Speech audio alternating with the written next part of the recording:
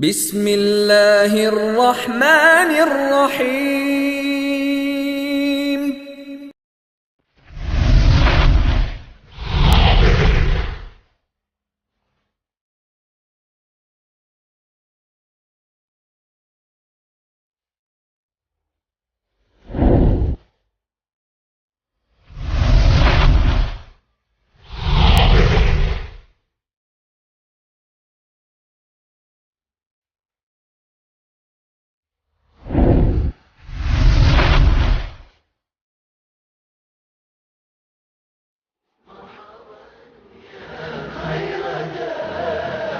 طلع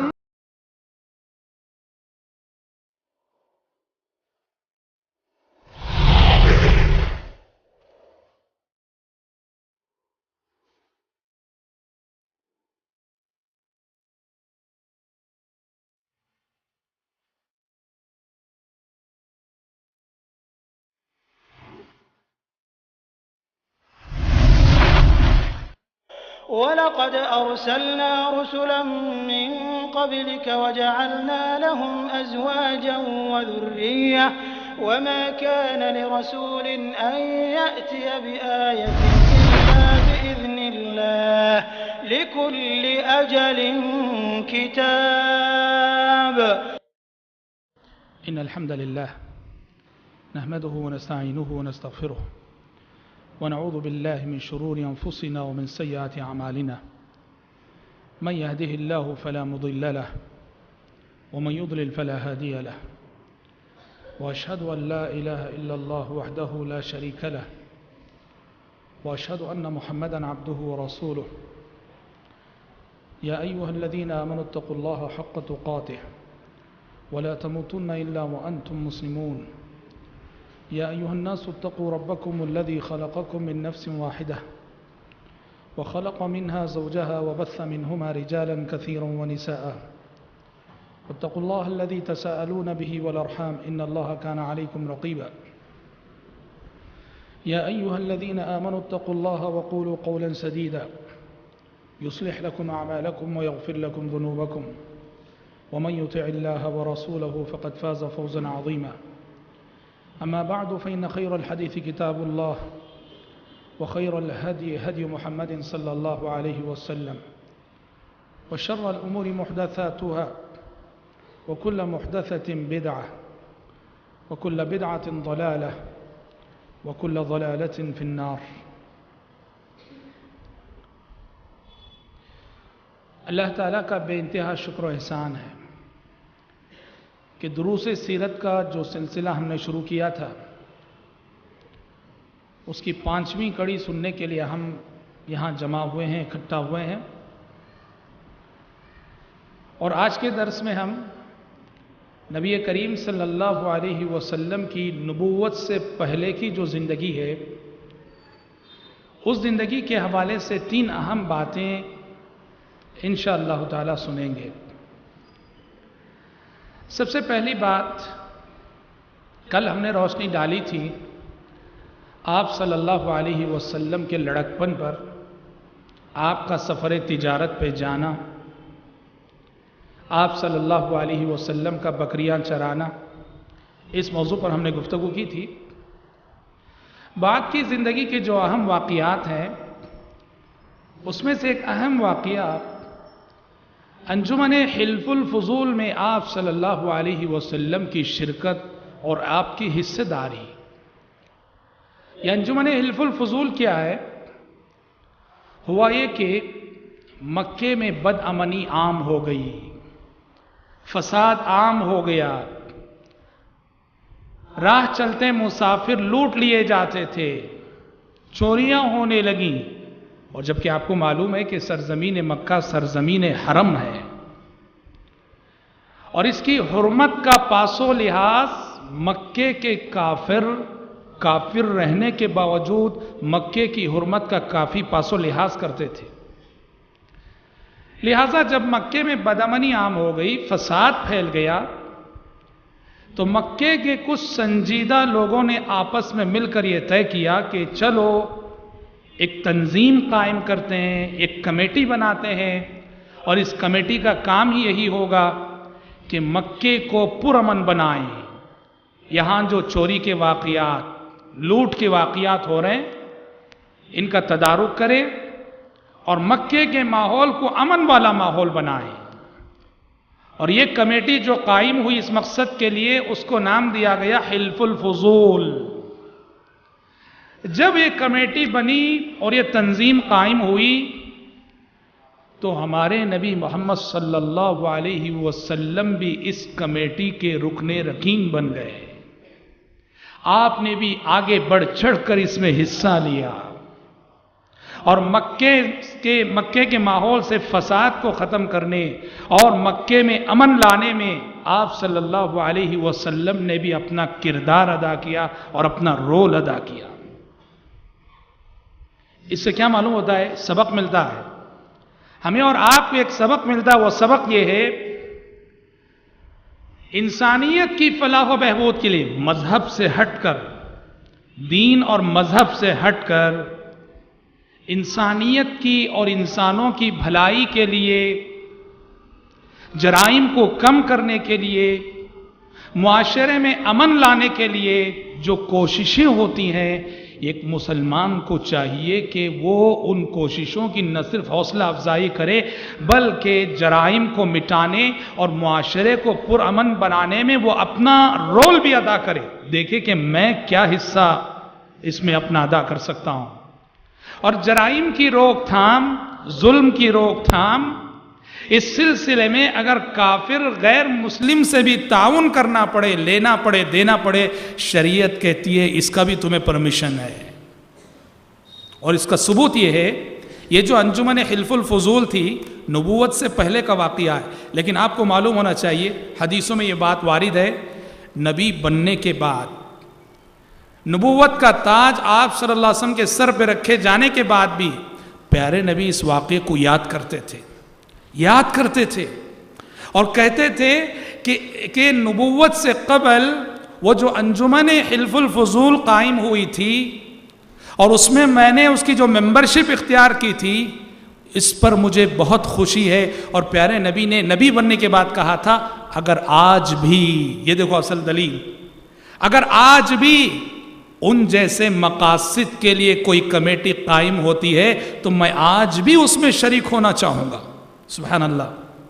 ان جیسے مقاصد کے لیے نبی ہوتے ہوئے فرما رہے ہیں، پیغمبر ہوتے ہوئے فرما رہے ہیں کہ حلف الفضول جو نبوت سے پہلے قائم ہوئی تھی اور اس میں نے اپنا رول ادا کیا تھا، آج بھی اگر وہ اسی کوئی کمیٹی ظلم کو ختم کرنے والی، مظلوم کو حق دلانے والی، جرائم کو روکنے والی، امن کو پھیلانے والی کوئی کمیٹی قائم ہوتی ہے تو میں آج بھی اس میں اپنا رول ادا کرنا چاہوں گا.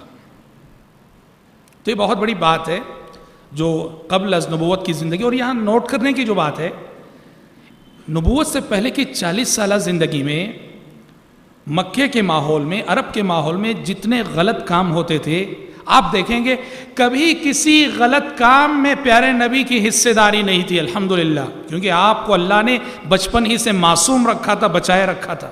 لیکن جب وہی لوگ ایک اچھا کام کرنے کے لیے اٹھے تو پیارے نبی نے آگے بڑھ کر ساتھ لیا، تعاون دیا اور تعاون لیا.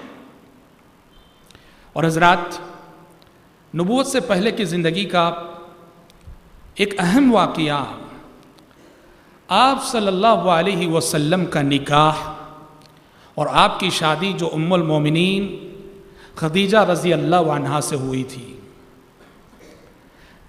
خدیجہ رضی اللہ عنہا سے آپ صلی اللہ علیہ وسلم کا نکاح اس پس منظر میں ہوا کہ خدیجہ رضی اللہ عنہ مکے کی بڑی شریف خاتون تھی، مالدار خاتون تھی. لوگ ان کا مال لے کر جاتے تھے، بزنس کرتے تھے، اور جو فائدہ آتا تھا حضرت خدیجہ اس میں لوگوں کو دیا کرتی تھی. پیارے نبی بھی چونکہ نبوت سے پہلے آپ کو بزنس سے، تجارت سے لگاؤ تھا، پیارے نبی نے حضرت خدیجہ کا مال لیا اور حضرت خدیجہ کا ایک غلام میسرہ کے ساتھ تجارتی سفر آپ نے کیے. خدیجہ رضی اللہ عنہ نے دیکھا کہ بہت سارے لوگ ان کا مال لے کر گئے، تجارت کیے، لیکن جو برکت محمد صلی اللہ علیہ وسلم کی کمائی میں انہیں نظر آئی، وہ برکت کسی اور کی کمائی میں انہیں نظر نہیں آئی. بہت متاثر ہوئی پیارے نبی کے اخلاق سے. اور میسرہ جو ان کا غلام تھا، میسرہ نے بھی سفر میں آپ صلی اللہ علیہ وسلم کے جو اخلاق دیکھے تھے، حضرت خدیجہ رضی اللہ عنہ سے وہ سب بیان کیے۔ خدیجہ رضی اللہ عنہ بہت متاثر ہوئیں، اور متاثر ہو کر خود انہوں نے نبی کریم صلی اللہ علیہ وسلم کو نکاح کا پیغام بھیجا، اور آپ صلی اللہ علیہ وسلم نے اس پیغام کو قبول کیا، اور اس طرح آپ صلی اللہ علیہ وسلم کا پہلا نکاح حضرت خدیجہ رضی اللہ تعالی عنہ سے ہوا۔ حضرت خدیجہ ام المومنین بن گئیں رضی اللہ عنہ وارضاہا۔ یہاں ایک بات معلوم ہوتی ہے، وہ کیا بات؟ خدیجہ رضی اللہ عنہ نے آگے بڑھ کر پیشکش کی، رشتہ اپنا پیش کیا۔ پتہ چلا لڑکی والے آگے بڑھ کر پیشکش کر سکتے ہیں۔ ہمارے سماج، ہماری سوسائٹی میں ایک تصور ہے کہ لڑکی والے بڑھ کر رشتہ پیش نہیں کرنا، لڑکے والے ہی آگے بڑھ کے آنا، لڑکی والے خاموش رہیں گے۔ لڑکی والے اگر بڑھ کر رشتہ پیش کرتے ہیں تو ایک تصور ہے کہ لڑکی کے اندر کوئی کمزوری ہے، اسی لیے یہ لوگ آگے بڑھ کر یہ تصور ہم نے لوگوں کے اندر پایا، غلط تصور ہے۔ خدیجہ رضی اللہ عنہ نے آگے بڑھ کر اپنا رشتہ نبی کریم صلی اللہ علیہ وسلم سے پیش کیا۔ یہ پہلا نکاح تھا، اور اس کے بعد مزید آپ صلی اللہ علیہ وسلم کے مدنی زندگی میں اور 10 نکاح ہوئے آپ صلی اللہ علیہ وسلم کے۔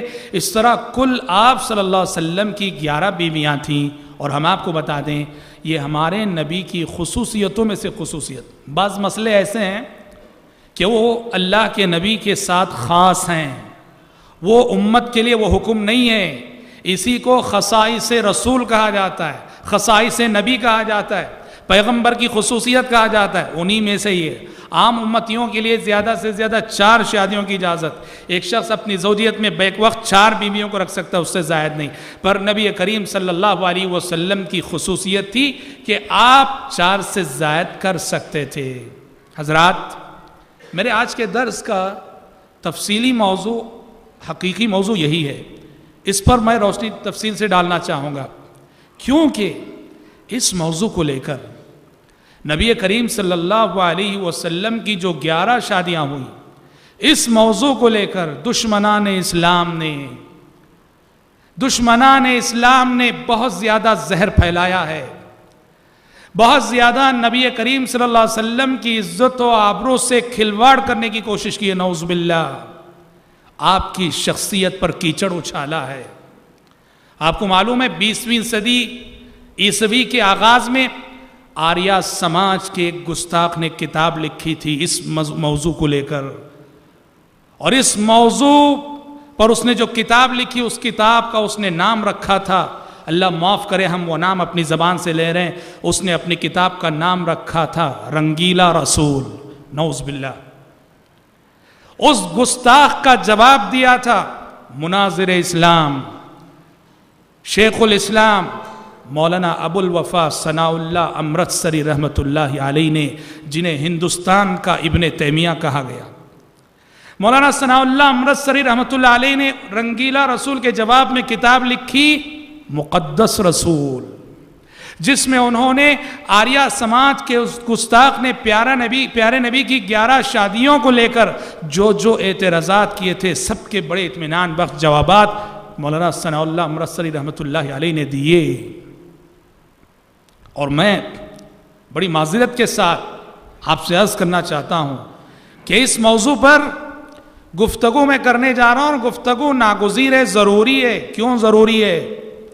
ہمارا نیو جنریشن، ہماری نئی نسل، خصوصاً وہ نوجوان جو دعوت و تبلیغ کے میدان سے جڑے ہوئے ہیں، اور وہ نوجوان جو اسکولوں اور کالجوں میں پڑھ رہے ہیں، اور خصوصاً وہ نوجوان جو مشنری کے کالجز میں پڑھتے ہیں، یاد رکھیے عیسائی مشنریاں اپنے مبلغین کو باقاعدہ ٹریننگ دیتی ہیں۔ عیسائی مشنریوں کی ٹریننگ ہے باقاعدہ کہ جب کبھی کسی مسلمان سے بات کرنے کا موقع ملے، وہ ریلیجیس پر بات کرنے کے لیے آئے، فوراً کیا کرو، ان کے نبی نے جو 11 شادیاں کی ہیں وہ موضوع، وہ ٹاپک چھیڑ دو، وہ مسلمان ڈیفنس میں آ جائے گا، ڈیفنس پوزیشن میں آ جائے گا، تم پر وہ اٹیکنگ پوزیشن میں نہیں رہے گا۔ جیسے ہی تم 11 شادیوں کا مسئلہ چھیڑ دو گے، وہ دفاع کرنے باقاعدہ ٹریننگ دی جاتی ہے۔ اور آج ہمارے نوجوان انٹرنیٹ پہ بیٹھتے ہیں، ہر چیز پڑھ لیتے ہیں، سلف صالحین رحمۃ اللہ علیہ مجمعین نے ایک اصول بتایا، بہت عظیم اصول. کہا کہ مسلمان ہو اور بدعتی ہو، تو کہا کہ مسلمان ہو اور بدعتی ہو تو اس کی کتابوں کو نہ پڑھو، اس کی تحریروں کو نہ پڑھو. اور آج ہمارے نوجوان دشمنان اسلام، جی جو حاسدین اسلام ہے، حاقدین اسلام ہے، کفار ہیں، سب کی تحریریں، سب کی کتابیں پڑھ لیتے ہیں. ٹھیک ہے، پڑھو، پہلے اپنے پاس اتنا علم ہے کہ دیکھو کہ وہ جو شبہات پیدا کرے گا، جو شبہات اٹھائے گا، اس کا جواب دینے کی سکت ہے، تب پڑھو. لیکن ہمارے پاس کچھ شریعت کا زیادہ علم نہیں اور ہم ایسی تحریریں پڑھ لیتے ہیں، اور نتیجے میں کیا ہوتا ہے، ہمارے نیو جنریشن کے ذہن میں پیارے نبی کے تعلق سے بہت سارے شکوک و شبہات نعوذ باللہ ثم نعوذ باللہ بیٹھ جاتے ہیں. سوال یہ ہے کیسے جواب دیں ہم، کیا جواب دیں ہم؟ پیارے نبی نے جو 11 شادیاں کی، نعوذ باللہ ثم نعوذ باللہ، یہ دشمنان اسلام کہتے ہیں کہ یہ ہوس پرستی تھی، نفسانی خواہشات کا غلبہ تھا، نعوذ باللہ. کیسے جواب دیں گے آپ؟ حضرات، اس سلسلے میں دشمنوں نے جو بھی کہا، جتنا بھی کہا، سب کا ایک ہی جواب ہے، اور وہ جواب ام المومنین خدیجہ رضی اللہ عنہا سے آپ کا جو نکاح ہوا، بس اس پہ غور کر لیجئے. پیارے نبی کی پاک دامنی، آپ کا اعلیٰ کردار، آپ کے اعلیٰ اخلاق اور آپ کی باطن کی صفائی واضح ہو جائے گی. وہ کیسے؟ آپ کو معلوم ہے مائی خدیجہ رضی اللہ عنہا جو آپ کی پہلی بیوی تھی نبی کریم صلی اللہ علیہ وسلم کی، ہم سب جانتے ہیں خدیجہ رضی اللہ عنہا بیوہ تھی آپ صلی اللہ علیہ وسلم کی جبکہ پہلی شادی. جو پیغمبر، جو رسول اپنی پہلی نکاح، پہلی شادی کے لیے ایک بیوہ عورت کا انتخاب کرے، ایسے پیغمبر کو نعوذ باللہ شہوت پرستی کا الزام دینا کتنا بڑا انصاف کا خون ہے. اور دوسری بات ہم سب جانتے ہیں، خدیجہ رضی اللہ عنہ ایک تو بیوہ تھی، دوسرا مسئلہ یہ ہم سب جانتے ہیں کہ عمر میں بھی کافی فرق تھا. نبی کریم صلی اللہ علیہ وسلم کی عمر 25 سال کی تھی اور خدیجہ رضی اللہ عنہ عمر میں آپ سے 15 سال بڑی تھی، وہ 40 سال کی تھی. اللہ اکبر.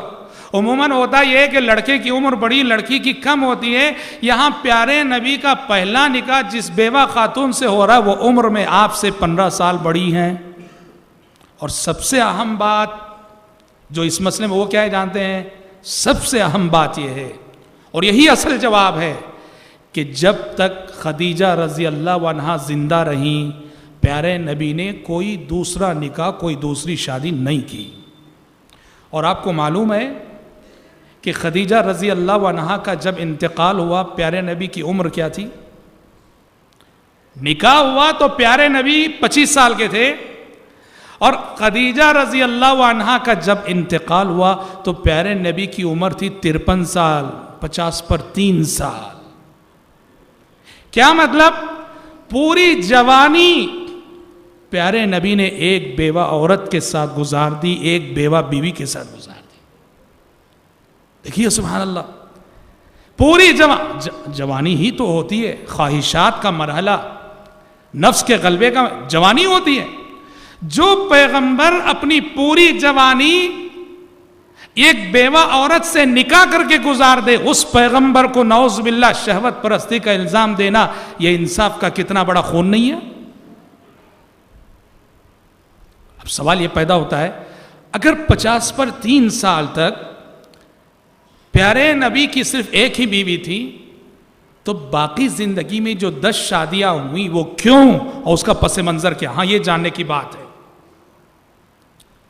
یاد رکھیے باقیہ جو 10 شادیاں ہوئیں آپ صلی اللہ علیہ وسلم کی بڑے پاکیزہ مقاصد کے لیے، بڑے اعلیٰ مقاصد کے لیے، جس سے آپ صلی اللہ علیہ وسلم کے کریمانہ اخلاق معلوم ہوتے ہیں. 3 یا 4 اہم مقاصد ہیں. 53 سال کے بعد جو آپ نے نکاح کیے، شادیاں کی، ان کے پیچھے بہت ہی عظیم مقاصد تھے. مجھے یاد پڑتا ہے سعودی عرب میں جامعہ اسلامیہ مدینہ منورہ میں جب میں پڑھ رہا تھا، ایک کتاب میں نے پڑھی تھی جو وزارت الشؤون الاسلامیہ سے چھپی تھی. اس کتاب میں ایک ڈیبیٹ ہوا تھا، ڈیبیٹ کی تفصیلات تھی، مناظرہ ہوا تھا مسلمانوں اور کرسچنوں کے درمیان، اور ڈیبیٹ کا ٹاپک یہی تھا پیارے نبی کی 11 شادیاں. اور اس ڈیبیٹ اور اس مناظرے کا رزلٹ یہ نکلا تھا کہ ڈیبیٹ اور مناظرے کے بعد جو کرسچن مناظر تھے وہ مسلمان ہو گئے تھے، پیارے نبی کے اعلیٰ اخلاق کے قائل ہو گئے تھے. کیونکہ جو شخص انصاف کے ساتھ دیکھے گا تو آپ صلی اللہ علیہ وسلم کی ان 11 شادیوں میں کہیں بھی نعوذ باللہ ثم نعوذ باللہ وہ شہوت کی بات، خواہشات کی بات کہیں نظر نہیں آئے گی. آئیے دیکھتے ہیں کیا مقاصد تھے، کیا اسباب تھے، کیا ریزن تھے کہ جو آپ صلی اللہ علیہ وسلم نے اتنے نکاح کی. سب سے پہلا سبب، آپ نے بعض خواتین سے نکاح کیا اس مقصد کی خاطر کہ وہ ایسی خواتین تھیں جو اسلام لائیں، اور اسلام لا کر انہوں نے دین کے لیے، اللہ کے لیے بڑی قربانیاں دیں اور قربانیاں دینے کے بعد بیوہ ہو گئیں، ان کے شوہر انتقال کر گئے، بے سہارا ہو گئیں، اکیلی ہو گئیں، اور ان میں سے بعض کے پاس ننھے چھوٹے بچے، پریشان ہو گئیں. پیارے نبی نے ان بے سہارا بیواؤں کو سہارا دینے کے لیے اور اسلام کے لیے انہوں نے جو قربانیاں دیں دنیا میں اس کے ایک بدلے کے طور پر ان سے نکاح کیا تاکہ انہیں ام المومنین ہونے کا شرف حاصل ہو کہ یہ وہ خاتون ہے جو قیامت تک آنے والے مسلمانوں کی ماں ہے. قیامت تک آنے والے مسلمان اس خاتون کی قربانیوں کا صلہ اس حیثیت سے دے کہ اس خاتون کا جب بھی نام لے تو پہلے ام المومنین کہیں اور اس کے بعد اس کا نام لیں، قربانیوں کا بدلہ دینے کے لیے. اس کو آپ سمجھ سکتے ہیں، 2 مثالیں میں آپ کے سامنے دیتا ہوں. ام حبیبہ رضی اللہ عنہ جو آپ صلی اللہ علیہ وسلم کی ایک زوجہ ہیں، ام المومنین رضی اللہ عنہ. ام حبیبہ سے آپ کا نکاح ہوا. دیکھو کہ ام حبیبہ سے آپ کا جو نکاح ہوا کس پس منظر میں ہوا اور کن حالات میں ہوا. ام حبیبہ رضی اللہ عنہ ایک تو اسلام لائیں، اسلام لانے کے بعد اپنے شوہر عبید اللہ بن جہش کے ساتھ مکہ چھوڑ کر انہوں نے حبشہ ہجرت کی. جو مہاجرین مکے میں ستائے گئے اور ستائے جانے کی وجہ سے مکہ چھوڑ کر انہوں نے حبشہ ہجرت کی، اس میں ام حبیبہ رضی اللہ عنہ اپنے شوہر عبید اللہ بن جہش کے ساتھ گئی تھی. بہت بڑی قربانی. لیکن وہاں جانے کے بعد، ہجرت کرنے کے بعد ہوا یہ کہ ان کے جو شوہر عبید اللہ بن جہش تھے نعوذ باللہ وہ مرتد ہو گئے، کرسچن بن گئے. ام حبیبہ رضی اللہ عنہ نے بہت سمجھایا اپنے شوہر کو، اور جس دن وہ کرسچن ہوا عبید اللہ بن جہش، اس سے پہلی رات ام حبیبہ نے خواب بھی دیکھا جس میں انہوں نے اپنے شوہر عبید اللہ بن جہش کو نہایت خطرناک چہرے میں، کالے چہرے میں، سیاہ چہرے میں دیکھا تھا، اور صبح اس خواب کا حوالہ دے کر بھی سمجھایا کہ اللہ سے ڈرو، میں نے آج کی رات تمہارے سلسلے میں ایسا خواب دیکھا ہے، مرتد نہ ہونا. پر وہ شخص مانا نہیں، مرتد ہو گیا. سوچو کتنی بڑی بات ہے. ایک خاتون اسلام لاتی ہے اور اللہ کی رضا کی خاطر اتنی بڑی قربانی دیتی ہے، مکہ چھوڑ کر ایک اجنبی مقام پہ جاتی ہے، اور اس اجنبی مقام پہ شوہر اتنا بڑا دھوکہ کرتا ہے، کرسچن بن جاتا ہے، اکیلی ہو گئی، تنے تنہا ہو گئی. پیارے نبی صلی اللہ علیہ وسلم نے ان کی قربانیوں کو دیکھ کر آپ صلی اللہ علیہ وسلم نے ان کی ام المومنین بنانے کا فیصلہ کیا، اور نکاح ایسے ہوا کہ ام حبیبہ وہیں تھی، حبشہ میں تھی. اور نجاشی جو مسلمان ہو گئے تھے، حبشہ کے بادشاہ، انہوں نے نکاح کی ساری کارروائی انجام دی، اور شرحبیل بن حسنہ کے رضی اللہ عنہ کے ساتھ ام حبیبہ کو پیارے نبی کی خدمت میں بھیجا تھا. اور یہی آپ دیکھیے ام سلمہ رضی اللہ، ام المومنین ام سلمہ رضی اللہ عنہ، ان کا جو نکاح پیارے نبی کے ساتھ ہوا وہ بھی یہی پس منظر، ان کی قربانیاں. ام سلمہ کے پہلے شوہر ابو سلمہ، اب بڑا مشہور واقعہ آپ جانتے، ابو سلمہ اپنی بیوی ام سلمہ اور اپنے بچے کے ساتھ ہجرت کرنے کے لیے مکہ سے نکلے، مدینہ جا رہے تھے. راستے میں ان کے سسرالی لوگ آ گئے. انہوں نے کہا ابو سلمہ مدینہ جانا ہے تم کو؟ تم جا سکتے ہو، ہماری بچی کو اور ہماری لڑکی کو نہیں لے جا سکتے. ابو سلمہ کے سسرال والوں نے ام سلمہ کو روک لیا، ام سلمہ کے بچے کو روک لیا، اور ابو سلمہ تنہا اکیلے اللہ کے راستے میں اپنی بیوی کو اپنے بچے کو چھوڑ کر مدینہ چلے گئے۔ ادھر ام سلمہ جو وہ بھی مسلمان تھی، مومن تھیں، ہجرت کے لیے بےتاب تھیں، شوہر کی جدائی پر بڑی غمزدہ تھیں اور ہر دن رویا کرتی تھیں۔ بالآخر چند مہینوں بعد ان کے خاندان والوں کو رحم آ گیا، انہوں نے اجازت دے دی ام سلمہ کو ہجرت کی۔ ام سلمہ اپنے بچے کو لے کر ہجرت کر کے مدینہ آئیں، اپنے شوہر ابو سلمہ سے مل گئیں۔ ایک زخم ملا تھا، شوہر سے جدا ہوئی تھی، ہجرت سے روک دی گئی تھی، اللہ کا کرم ہوا کہ ہجرت کی اجازت کسی طرح سے ان لوگوں نے دے دی اور آ کے شوہر سے مل گئیں۔ اور ابھی شوہر سے مل کے تھوڑی ہی مدت گزری تھی کہ شوہر ابو سلمہ کا انتقال ہو گیا۔ دیکھو، اسلام کے لیے قربانی دینے کے بعد یہ خاتون بے سہارا ہو گئیں اور چھوٹے چھوٹے بچے ان کی گود میں۔ پیارے نبی صلوات اللہ وسلم علیہ نے ان کی قربانیوں کو دے کر آپ نے فیصلہ کیا کہ انہیں اپنے نکاح میں لینا ہے۔ پیارے نبی نے ابو سلمہ کے انتقال کے بعد ان کو وصیت کی تھی کہ ابو ام سلمہ یہ دعا پڑھتی رہو، اللہم اجرنی فی مصیبتی واخلف لی خیرا منہا، پروردگارا یہ جو مصیبت میرے شوہر کے وفات کی شکل میں آئی ہے، اس مصیبت کو میرے لیے باعث اجر و ثواب بنا اور ابو سلمہ سے بہتر شوہر عطا فرما، اس سے بہتر جانشین عطا فرما۔ ام سلمہ کہتی ہیں میں یہ دعا جب پڑھتی تھی میں سوچتی تھی ابو سلمہ سے بہتر شوہر، ابو سلمہ سے بہتر جانشین، میری نظر میں ابو سلمہ سے بہتر شوہر کوئی نہیں ہو سکتا تھا۔ ابو سلمہ اتنے اچھے شوہر تھے کیونکہ ام سلمہ کے خواب و خیال میں بھی یہ بات نہیں تھی کہ پیارے نبی کی بیوی بننے کا شرف انہیں حاصل ہو، سوچا بھی نہیں تھا انہوں نے کبھی۔ اور جب پیارے نبی نے انہیں پیغام بھیجا، انہیں اپنے نکاح میں لیا، بہت بڑی سعادت مندی انہوں نے اس کو سمجھا۔ تو دیکھیے اس طرح آپ صلی اللہ علیہ وسلم نے جو شادیاں کیں اس کے پیچھے ایک ریزن یہ تھا، کچھ خواتین جنہوں نے اسلام کے لیے قربانیاں دیا، قربانیاں دینے کے بعد تنہا ہو گئیں، بیوہ ہو گئیں، پیارے نبی نے انہیں اور ان کے معصوم بچوں کو سہارا دینے کے لیے پیارے نبی نے انہیں اپنایا بیوی کے طور پر، تاکہ دنیا میں ان کی قربانیوں کا بدلہ انہیں اس شکل میں دیا جائے کہ قیامت تک آنے والے مسلمان انہیں ام المومنین کہہ کے پکارے۔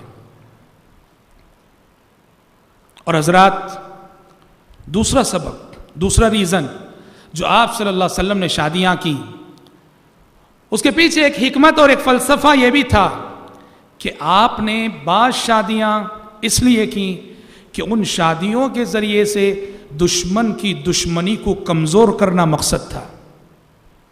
دشمن کی دشمنی کو کمزور کرنے کی ایک پالیسی تھی وہ، کیونکہ عربوں کی عادت تھی، عرب کے لوگ اپنے داماد کے خلاف سازش کرنے کو عیب سمجھتے تھے، داماد کے خلاف کھلم کھلا لڑنے کو عیب سمجھتے تھے عرب کے لوگ۔ پیارے نبی صلی اللہ علیہ وسلم نے اس حکمت کو پیش نظر رکھتے ہوئے بعض خواتین سے نکاح کیا، اس لیے کہ ان کا باپ جو تھا وہ اللہ کے نبی کا جانی دشمن تھا۔ پیارے نبی نے ان سے نکاح کیا تاکہ اس نکاح کے ذریعے سے ان دشمنوں کی دشمنی کو توڑا جائے، کمزور کیا جائے۔ چنانچہ آپ دیکھیے امہات المومنین میں سے 3 امہات المومنین ایسی ہیں جو پیارے نبی کے 3 بڑے دشمنوں کی بیٹیاں ہیں۔ 3 امہات المومنین ایسی ہیں جو پیارے نبی کے 3 بڑے دشمنوں کی بیٹیاں ہیں۔ کون؟ سب سے پہلی تو خود ام حبیبہ رضی اللہ عنہ۔ ام حبیبہ رضی اللہ عنہ یہ ابو سفیان کی بیٹی تھی رضی اللہ عنہ۔ ابو سفیان الحمدللہ فتح مکہ کے موقع پہ مسلمان ہوئے، لیکن فتح مکہ سے پہلے وہ پیارے نبی کے بہت بڑے مخالف تھے، بہت بڑے دشمن تھے۔ احد کی جنگ مشرکین انہی کی کمانڈنگ میں لڑے تھے۔ تو ام حبیبہ رضی اللہ عنہ یہ ابو سفیان کی بیٹی تھیں۔ اچھا، صفیہ رضی اللہ عنہ آپ کی ایک بیوی صفیہ رضی اللہ عنہ، یہ آپ کی ایک اور بڑے جانی دشمن جو یہودی تھا حیی بن اخطب، اس کی بیٹی تھی حیی بن اخطب۔ اسی طرح آپ کی ایک تیسری بیوی ام المومنین جویریہ رضی اللہ عنہ، جویریہ جو ہے آپ کے ایک اور دشمن جو بنو المصطلق کا سردار تھا، حارث اس کا نام تھا، قبیلے بن المستلق کا سردار حارث اس کا نام تھا، جو پیارے نبی کا بہت بڑا دشمن تھا، اس کی بیٹی تھی۔ پیارے نبی نے اپنے 3 بڑے دشمنوں کی بیٹیوں کو اپنے نکاح میں لے لیا۔ اب ان کی بیٹیاں جیسے ہی پیارے نبی کی بیویاں بن گئیں، اب اس کے بعد انہیں شرم آتی تھی پیارے نبی کے خلاف کچھ کرتے ہوئے، کچھ سوچتے ہوئے۔ جب سے 3 امہات المومنین کا نکاح، ان کی 3 بیٹیوں کا نکاح پیارے نبی کے ساتھ ہو گیا، ان کی دشمنی وہیں کمزور پڑ گئی۔ بلکہ احادیث سے تو پتہ چلتا ہے کہ نکاح ہونے کے بعد ان میں سے بعض دشمن رسول ہوتے ہوئے بھی پیارے نبی کے گھر کو آتے تھے، پیارے نبی کے گھر آنے پہ مجبور تھے۔ وہ دشمن ہیں پر داماد ہیں، بیٹی ان کے نکاح میں ہے، پیارے نبی کے گھر آنے پہ مجبور ہوتے تھے۔ بہت مشہور واقعہ ہے کہ ابو سفیان رضی اللہ عنہ جب ابھی وہ مسلمان نہیں ہوئے تھے، اس وقت اپنی بیٹی ام حبیبہ کے گھر گئے، جو کہ ام المومنین ہیں، پیارے نبی کے گھر گئے، کمرے میں داخل ہوئے، حجرے میں داخل ہوئے، اور پیارے نبی کے بستر پہ بیٹھنا چاہا ابو سفیان نے، تو ان کی بیٹی ام حبیبہ رضی اللہ عنہ آگے بڑھی اور بستر کو لپیٹ لیا، سمیٹ لیا، فوراً ہٹا دیا۔ ابو سفیان دیکھتے رہ گئے، تکتے رہ گئے۔ ابو سفیان نے کہا بیٹا سمجھ میں نہیں آ رہا ہے، تم نے اس بستر کو جو اس تیزی سے جو ہٹایا، کیا سبب ہے؟ اس بستر کو میرے لائق نہیں سمجھا ہے یا مجھے اس بستر کے لائق نہیں سمجھا ہے؟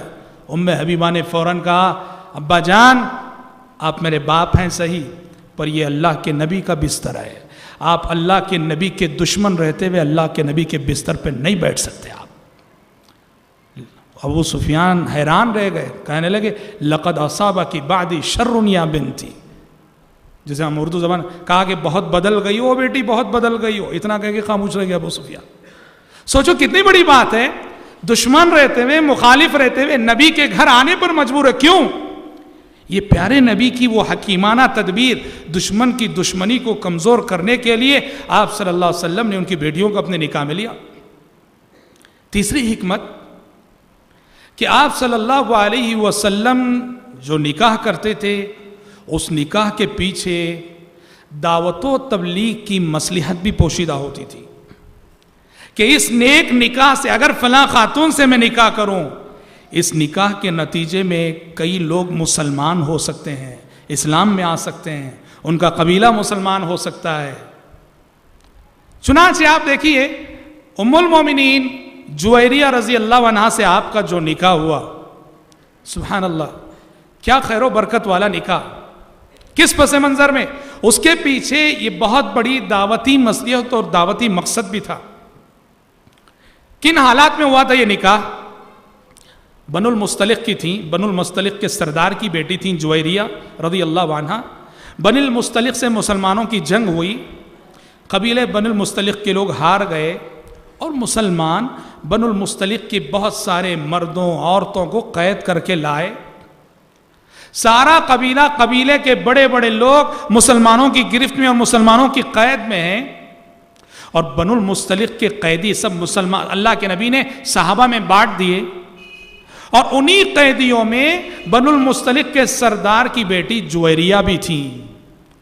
اور جب قیدی بانٹے گئے، تقسیم ہوئے، تو جویریہ رضی اللہ عنہ جو اس وقت تک مسلمان نہیں ہوئی تھی، رضی اللہ عنہ، وہ ایک صحابی کے حصے میں چلی گئیں۔ وہ سردار کی بیٹی تھی، شہزادی کی طرح تھی، انہوں نے اپنے آپ کو غلامی میں پایا، ایک لونڈی کی حیثیت میں پایا، تو جس صحابی کے حصے میں وہ آئی تھیں، انہوں نے ان صحابی سے ریکویسٹ کی، درخواست کی، کہا کہ اس زمانے میں ایک رواج تھا، اسے مکاتبہ کہا جاتا تھا، کہ غلام اور آقا میں کمپرومائز ہوتا تھا، میں آپ کو اتنا پیسہ دے دوں گا، آپ مجھے آزاد کر دینا۔ وہ جس دن وہ اتنی رقم دے دیتا وہ آزاد کر دیتا۔ جویریہ رضی اللہ عنہا نے وہ جن صحابی کے قید میں تھیں ان سے وہ کمپرومائز کر لیا، میں آپ کو اتنی رقم دے دوں گی، آپ مجھے آزاد کر دینا۔ صحابی نے کہا ٹھیک ہے۔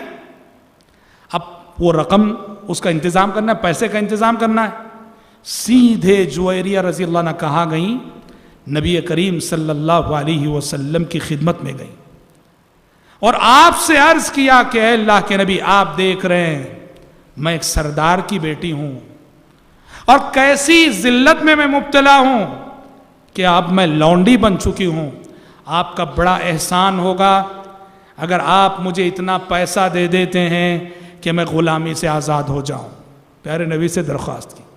پیارے نبی نے ان سے کہا کہ جویریہ دیکھو، چاہو تو میں تمہیں وہ پیسہ دے دوں گا، جاؤ آزاد ہو جاؤ، آزاد ہو کے اپنے گھر چلے جاؤ. سیکنڈ چوائس یہ ہے کہ میں خود تمہیں آزاد کرتا ہوں اور میں خود تمہیں آزاد کر کے میں تمہیں ام المومنین ہونے کا شرف عطا کرتا ہوں. جویریہ نے کہا اگر آپ مجھے اپنے نکاح میں لیتے ہیں تو میرے لیے اس سے بڑی سعادت مندی کی بات کوئی نہیں. جو دوسرا مشورہ ہے وہ مجھے منظور ہے، آپ خود مجھے آزاد کیجئے، ام المومنین بنا لیجئے.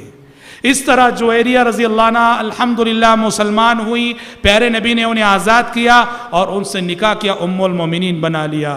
پیارے نبی کی نگاہیں بہت دور تک دیکھ رہی تھیں، بہت دور تک. کیا ہوا رزلٹ؟ نتیجہ کیا ہوا؟ جیسے پیارے نبی صلی اللہ علیہ وسلم کا نکاح اور جویریہ کا نکاح پیارے نبی سے ہوا اور پورے مدینے میں خبر پھیلی کہ جویریہ اب ام المومنین بن گئی ہیں. مدینے کے سارے صحابہ نے اپنے میں بتایا کہ بنو المستلق کے لوگ سارے قید تھے صحابہ کے پاس، جویریہ کے قبیلے کے لوگ قید تھے صحابہ کے پاس. جیسے ہی نکاح ہوا سارے صحابہ نے اپنے اپنے قیدیوں کو یہ کہہ کے آزاد کر دیا، اصحار رسول اللہ صلی اللہ علیہ وسلم. کہا کہ جویریہ اب ام المومنین بن گئی، اس کا مطلب بنو المستلق کا قبیلہ نبی کا سسرالی قبیلہ بن گیا. ہم نبی کے سسرال کے لوگوں کو غلام بنا کے نہیں رکھ سکتے. آپ سارے صحابہ نے اپنے اپنے قیدیوں کو آزاد کر دیا. بنو المستلق کے سارے قیدی غلامی سے آزاد ہو گئے اور غلامی سے آزاد ہوئے تو صحابہ کے اور نبی کے اخلاق سے وہ قبیلے کے لوگ اتنا متاثر ہوئے کہ وہ نہ صرف یہ کہ انسانوں کی غلامی سے آزاد ہوئے، غیر اللہ کی غلامی سے بھی آزاد ہو گئے. سب کے سب مسلمان ہو گئے، سب کے سب مسلمان ہو گئے. خود مائی عائشہ صدیقہ رضی اللہ عنہ فرماتی ہیں کہ اللہ کی قسم میں نے جویریہ سے بڑھ کر کسی خاتون کو اپنے قبیلے کے حق میں باعث خیر و برکت نہیں پایا. یہ کتنی خیر و برکت والی خاتون تھیں کہ اس ایک خاتون کی وجہ سے ان کے پورے قبیلے کو ایک تو غلامی سے نجات ملی اور دوسرے پورے قبیلے کو ہدایت ملی کہ پورا قبیلہ مشرف با اسلام ہوا. پیارے نبی کی نگاہیں اتنی دور تک دیکھ رہی تھیں. اس لیے آپ صلی اللہ علیہ وسلم نے دعوتی مصلحت کے پیش نظر، تبلیغ کی مصلحت کے پیش نظر آپ صلی اللہ علیہ وسلم نے بعض نکاح کیے. اور اسی طرح سے حضرات پیارے نبی صلی اللہ علیہ وسلم نے بعض شادیاں اس لیے کی کہ ان شادیوں سے کوئی بہت ہی اہم شرعی حکم بتانا مقصد تھا، شریعت کا کوئی بہت ہی اہم مسئلہ بتانا مقصد تھا، اور وہ آپ زبان سے کہنے کے بجائے پریکٹیکل لائف سے وہ میسج دینا چاہ رہے تھے. آپ وہ کیا ہے؟ آپ دیکھیے ام المومنین زینب بنت جحش رضی اللہ عنہ سے آپ کا جو نکاح ہوا، زینب بنت جحش رضی اللہ عنہ سے آپ کا جو نکاح ہوا اس کے پیچھے یہی فلسفہ تھا کہ آپ اس نکاح کے ذریعے سے اللہ تعالیٰ امت مسلمہ کو اور ساری انسانیت کو ایک بہت بڑا مسئلہ، بہت بڑا شرعی حکم اور ایک بہت بڑا میسج دینا چاہ رہا تھا. وہ کیا مسئلہ ہے؟ عرب کے لوگوں کی عادت تھی وہ دوسروں کے بچوں کو لے کر پالتے تھے، جیسے آج بھی پالتے ہیں. کسی کو اولاد نہیں ہوئی دوسروں کے بچوں کو لے کے پال لیتے ہیں، اچھی بات، شریعت پالنے سے نہیں روکتی. کسی کو صرف بیٹے ہیں وہ بیٹی کی خواہش رکھتا ہے، بیٹی نہیں ہوئی کسی کی لڑکی کو لے کے پال لیتے ہیں.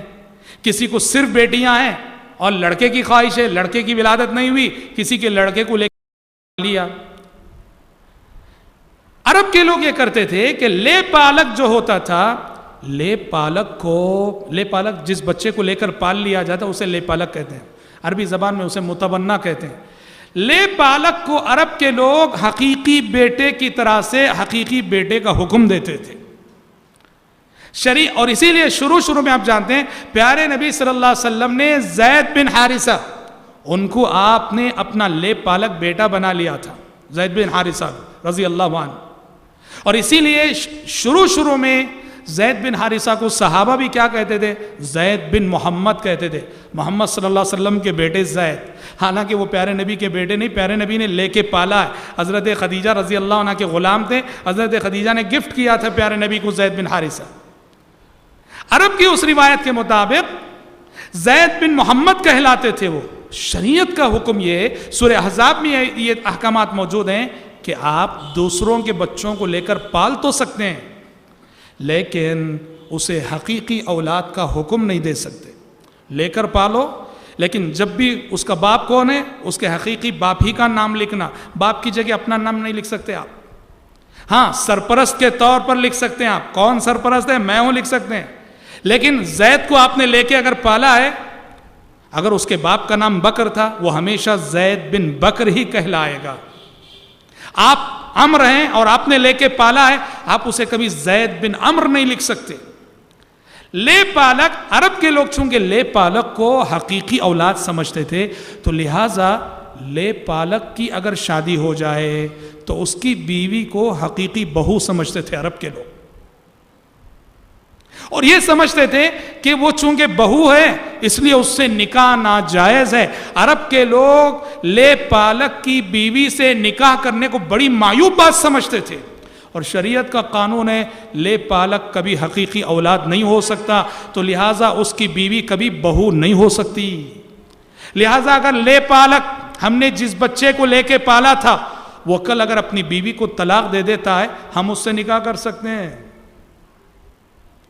یہ میسج دینا مقصود تھا. اس لیے کہ زینب بنت جحش رضی اللہ عنہ کا پہلا نکاح پیارے نبی کے لے پالک جو تھے زید بن حارثہ، ان سے ہوا تھا. زید بن حارثہ نے انہیں طلاق دی. زینب رضی اللہ عنہ کو طلاق دینے کے بعد اللہ کا حکم ہوا کہ اب زینب بنت جحش آج سے آپ کی بیوی ہیں. اور مقصد یہ تھا کہ عرب کے لوگ جو سمجھتے تھے کہ لے پالک کی بیوی بہو بن جاتی ہے، اس سے نکاح ناجائز ہے، اس تصور پہ ضرب لگانا اور یہ میسج دینا کہ لے پالک حقیقی بیٹا نہیں، لہٰذا اس کی بیوی حقیقی بہو نہیں بن سکتی. اگر لے پالک طلاق دیتا ہے یا اس کا انتقال ہو جاتا ہے، اس کی بیوہ سے ہم شادی کر سکتے ہیں. یہ میسج دینا مقصد تھا، یہ مسئلہ بتانا مقصد تھا.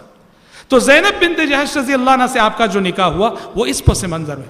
تو حضرت آپ دیکھ رہے ہیں کہ بڑی حکیمانہ، بڑی حکمتیں تھیں اور بڑے اعلیٰ مقاصد تھے، عظیم مقاصد تھے، جن مقاصد کے پیش نظر نبی کریم صلی اللہ علیہ وسلم نے نکاح کیا. اور دیکھیے سب سے زیادہ زہر جو اگلا گیا ہے، سب سے زیادہ زہر اور خطرناک باتیں جو لکھی گئی ہیں مائی عائشہ صدیقہ رضی اللہ عنہا کے نکاح کو لے کر. وہ کم سن تھی، کم عمر تھی. سچ ہے مائی عائشہ صدیقہ رضی اللہ عنہ کم عمر تھیں، کم سن تھیں، اور کم سنی میں پیارے نبی سے ان کا نکاح ہوا. اور ہم آپ کو بتا دیں آپ صلی اللہ علیہ وسلم کی بیویوں میں آپ کی ساری بیویاں بیوائیں تھیں، اور ایک عائشہ صدیقہ رضی اللہ عنہ تھی جو کنواری تھی. باقی آپ کی ساری بیویاں بیوائیں، ایک عائشہ صدیقہ رضی اللہ عنہ جو کنواری تھی. سب سے زیادہ زہر اگلا گیا ہے مائی عائشہ صدیقہ رضی اللہ عنہ کے نکاح کو لے کر. کم سن لڑکی سے نکاح کیا. دیکھیے ہم آپ کو ایک بات بتا دیں کہ سب سے پہلے کم سن لڑکی کا تصور، 9 سال کی لڑکی کا تصور آپ ہندوستان کی 9 سال کی لڑکی پر قیاس نہ کیجئے. عرب کا ماحول، عرب کا موسم، عرب کی آب و ہوا، عرب کی فضا ایسی ہے کہ وہاں بچے بہت جلد بڑے ہو جاتے ہیں. جسمانی نشو و نما عمر کے اعتبار سے 8-10 سال کے رہیں گے، لیکن جسامت کو دیکھو تو یوں لگے گا 17-18 سال کے ہیں. سب سے پہلی بات تو یہ. لیکن جو اصل بات یہ ہے جو کہنا چاہتا ہوں، مائی عائشہ صدیقہ رضی اللہ عنہ کم سن تھی صحیح، لیکن میرے بھائی یہ بات آپ کو یاد رہے کہ عرب کے سماج میں، عرب کی سوسائٹی میں کم عمر اور کم سن لڑکیوں سے نکاح کرنا کامن بات تھی. اس کو عرب کی سوسائٹی، عرب کے سماج میں کبھی کوئی معیوب بات سمجھتا ہی نہیں تھا، کامن بات تھی وہ. جی ہاں، یہاں جو ہے ہندوستان میں کیوں نہیں ہوتا ہے؟ ہندوستان میں بیوہ سے نکاح کرنے کو بڑی عیب دار بات سمجھتے ہیں. اس لیے یہاں جو عورت ایک مرتبہ بیوہ ہو جاتی ہے وہ بیوہ ہی رہتی ہے، بغیر شوہر کے رہتی ہے. عرب میں سبحان اللہ وہ کوئی بھی لڑکی کیوں نہ ہو، کوئی بھی عورت کیوں نہ ہو، بیوہ ہوئی عدت کیا ختم ہوئی 10 پیغام آتے ہیں. آج بھی ویسے ہی چلتا ہے عرب میں. اسی لیے کم سن لڑکی بڑی عمر کے لوگوں سے کم سن لڑکیوں کا نکاح کرانا، عرب کے لوگ اس کو کبھی معیوب نہیں سمجھتے تھے، وہ ان کی سوسائٹی میں کامن تھی یہ بات. لہٰذا یہ بات انتہائی غلط ہے کہ ہمارے سماج، ہماری سوسائٹی کے تصور کو رکھ کر دوسرے سماج اور دوسری سوسائٹی کی ایک روایت پہ جو تنقید کرے. یہ انتہائی غلط بات ہے. میں ایک بات آپ بتاؤ، سیرت کی دنیا میں جتنی کتابیں، سیرت کی کسی بھی کتاب میں بتاؤ، کیا کبھی ابو جہل نے، ابو لہب نے، نضر بن حارث نے، ولید بن مغیرہ نے، جو پیارے نبی کے بڑے بڑے دشمن تھے، ان میں سے کبھی کسی نے یہ اعتراض کیا کہ محمد صلی اللہ علیہ وسلم نے کم سن لڑکے سے شادی کی؟ کہیں نہیں دکھا سکتے. کبھی ابو جہل کو اعتراض نہ ہوا کہ پیارے نبی نے حضرت عائشہ سے نکاح کیا. کبھی ابو لہب کو اعتراض نہ ہوا کہ پیارے نبی نے کم سن لڑکی سے نکاح کیا. نضر بن حارث کو اعتراض نہ ہوا، ولید بن مغیرہ کو اعتراض نہ ہوا، جبکہ یہ وہ لوگ تھے جو پیارے نبی پر اعتراض کرنے کا کوئی راستہ نہیں چھوڑتے تھے. انہوں نے نہیں کہ کیوں؟ وہ جانتے تھے کہ ان کی سوسائٹی میں کامن بات ہے. اور آج مدینے کی زندگی میں ہم نے اپنی آنکھوں سے دیکھا ہے، میں ایک مقام پہ تراویح پڑھانے کے لیے جاتا تھا، العیس جی، وہاں میں نے دیکھا ہے آج بھی عرب میں یہ چیز ہے. بڑی عمر کے لوگ کم سن لڑکیوں سے نکاح کرتے ہیں اور یعنی معیوب بات نہیں سمجھی جاتی ہے. یہ سارے عرب میں ماضی میں بھی اور آج بھی یہ بات کامن ہے. تو لہٰذا ہمارے سماج اور ہماری سوسائٹی کی روایتوں اور تصورات کو رکھ کر دوسرے سماج اور دوسرے سوسائٹی کی اس پہ تنقید نہیں کر سکتے. اور حضرات، سب سے بڑی بات کیا ہے جانتے ہیں؟ پیارے نبی صلی اللہ علیہ وسلم کے اعلیٰ اخلاق اور کردار، بلکہ ہم یہ کہہ سکتے ہیں یہ بھی آپ کے کیریکٹر کا ایک معجزہ تھا. آج آپ دیکھتے ہیں جس شخص کے پاس 2 یا 3 یا 4 بیویاں ہیں، دیکھو اس کی زندگی میں کتنے ٹینشن ہوتے ہیں. کتنے لوگ ہیں 2 شادی کرنے کے بعد زندگی میں کبھی دونوں بیویوں کا آمنا سامنا نہیں ہوا. 2 بیویاں پوری زندگی میں کبھی آمنا سامنا نہیں ہوا.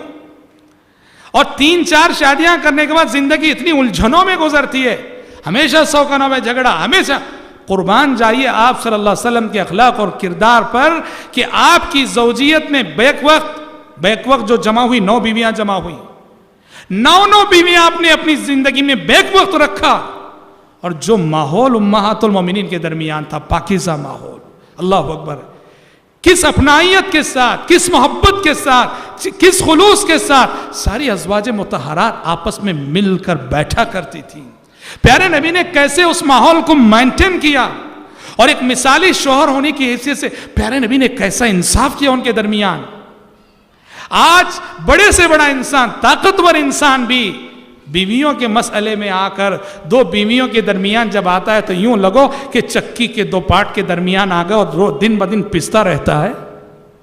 لیکن قربان جائیے صلوات اللہ وسلام علیہ، 9 بیویوں کو رکھ کر پیارے نبی صلی اللہ علیہ وسلم نے دعوت و تبلیغ کی اتنی عظیم ذمہ داری نبھائی. یہ کتنا بڑا اخلاق کا معجزہ ہے، کردار کا معجزہ ہے. اور آپ کے کریمانہ اخلاق کی دلیل ہے آپ کے صبر، آپ کا تحمل، آپ کی دور اندیشی، آپ کی فراست، آپ کی بصیرت. واللہ امہات المومنین سے آپ کے جو تعلقات تھے وہ اخلاق کی بنیاد پر تھے، اخلاق کی بنیاد پر تھے. یہی وجہ ہے کہ پیارے نبی اپنی پہلی بیوی جو بیوہ تھیں خدیجہ رضی اللہ عنہ کو پیارے نبی نے اتنا چاہا، جو عمر میں آپ سے بڑی اور بوڑھی تھیں. ان کے انتقال اور ان کی وفات کے بعد بھی پیارے نبی ان کو اتنا یاد کرتے تھے، اتنا ذکر خیر کرتے تھے خدیجہ رضی اللہ عنہ کا، کہ حضرت عائشہ کو کہنا پڑا کہ مجھے کسی ام المومنین پہ اتنا رشک نہیں آیا جتنا رشک کے خدیجہ رضی اللہ عنہ پر آیا، کیونکہ میں ہمیشہ پیارے نبی کی زبانی ان کی تعریف، ان کا ذکر خیر ہی سنا کرتی تھی. تو پیارے نبی ایک بوڑھی عورت جو عمر میں آپ سے 15 سال بڑی ہیں، ان کے انتقال کے بعد انہیں اتنا یاد کر رہے ہیں کہ ماں عائشہ صدیقہ رضی اللہ عنہ کو رشک آ رہا ہے. تو سوچو کہ آپ نے جو تعلقات قائم کیے ازواج مطہرات سے، وہ اخلاق کی بنیاد پر. تو حضرات، یہ بہت بڑی بات ہے. یہ ایک ایسا موضوع تھا جس کو جاننا بہت ضروری ہے، جس کو چھیڑے بغیر ہم نہیں رہ سکتے تھے، اس لیے کہ جیسے کہ ہم نے کہا آج ہمارے نوجوان نیٹ پہ بیٹھتے ہیں، جو کچھ لکھا گیا پڑھ لیتے ہیں، کنفیوز ہو جاتے ہیں اور بہت سارے شبہات پالنے لگتے ہیں۔ میں سمجھتا ہوں کہ جو باتیں آپ کے سامنے اس موضوع کے حوالے سے بتائی گئیں، آپ ان باتوں کو رکھ کر آپ کسی سے بھی آپ بحث کر سکتے ہیں، کوئی آپ سے یہ موضوع کو چھیڑے آپ اس کو اطمینان بخش جواب دے سکتے ہیں۔ آج اپنی گفتگو کو ہم یہیں روکتے ہیں، انشاءاللہ کل ہمارے آنے والے درس میں ہم انشاءاللہ وہ جو حجر اسود کی منتقلی، خانہ کعبہ کو جب منہدم ہو گیا تھا اور تو قریش کے لوگوں نے خانہ کعبہ کو جو تعمیر کیا، اور اس حوالے سے ہمارے نبی کا جو کردار رہا، پھر نبوت 40 سال کے ہونے کے بعد پیارے نبی پر کی سر پر نبوت کا تاج کیسے رکھا گیا، پہلی وحی کیسے آئی، پہلی وحی کے بعد کے حالات، اور سورہ مدثر، سورہ مزمل جو نازل ہوئی اس میں کیا میسیج دیا گیا، اور سب سے پہلے اسلام کی تبلیغ کا آغاز کیسے ہوا، سب سے پہلے اسلام لانے والے کون رہے، اور اس سے ہمیں کیا میسیج ملتا ہے، یہ ساری باتیں ہم انشاءاللہ کل اپنے آنے والے درس میں سنیں گے۔ آج اسی پر اکتفا کرتے ہوئے اللہ تعالی سے دعا کرتے ہیں کہ رب العالمین سیرت رسول کا جو حقیقی میسیج ہے، پیغام ہے، ہم سب کو اپنی عملی زندگی میں ان تعلیمات کو نافذ کرنے کی توفیق عطا فرمائے۔ آمین۔ وآخر دعوانا ان الحمد للہ رب العالمین۔